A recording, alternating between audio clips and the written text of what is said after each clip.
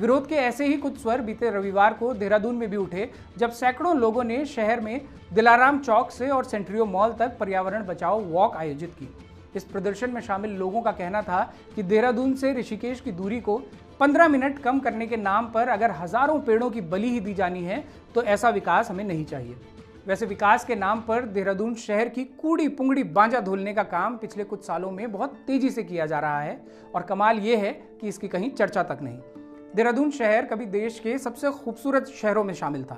इसकी खूबसूरती को बचाए और बनाए रखने के लिए एक विशेष कानून की भी भूमिका थी, जिसका नाम है दून वैली नोटिफिकेशन 1989।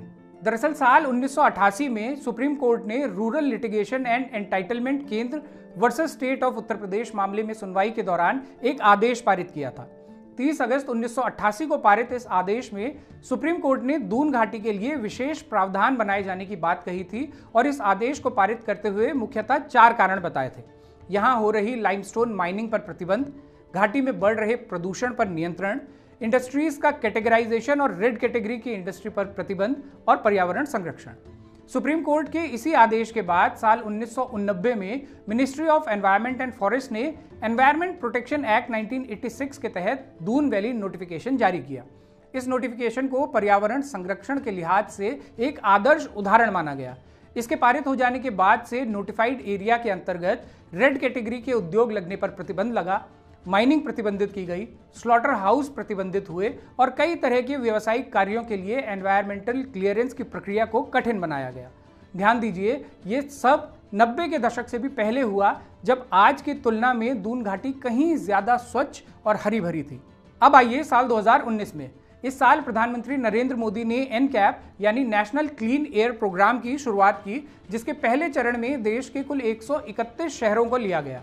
इसमें उत्तराखंड के 3 शहर शामिल थे जिन्हें यहाँ सबसे पॉल्यूटेड पाया गया।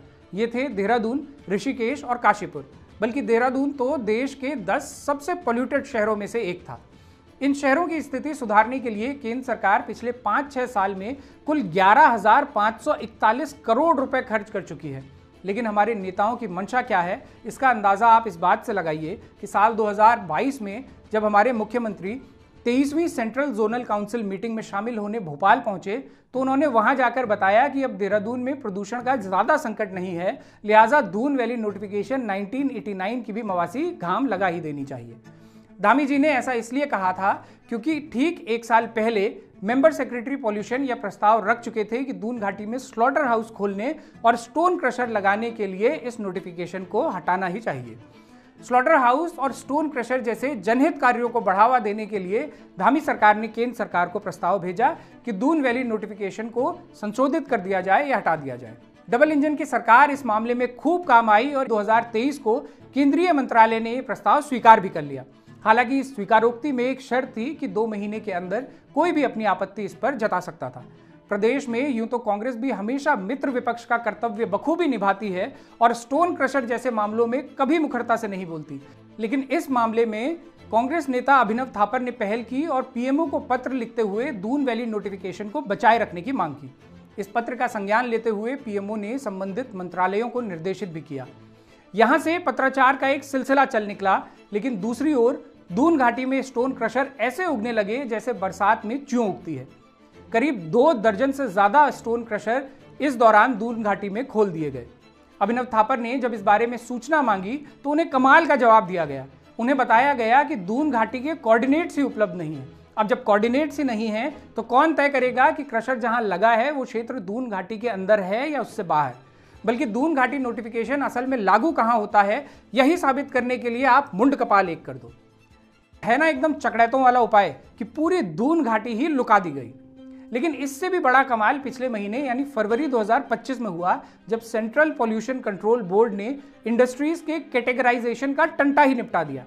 पहले जिन इंडस्ट्रीज को रेड, ऑरेंज और ग्रीन कैटेगरी में रखा जाता था, उन्हें पूरा साम्यवाद दे दिया गया, तो अब सब बराबर। इस तरह के बदलाव जब पहले किए जाते थे तो उनमें से दून घाटी जैसे विशेष और नोटिफाइड इलाकों को अपवाद स्वरूप बाहर रखा जाता था।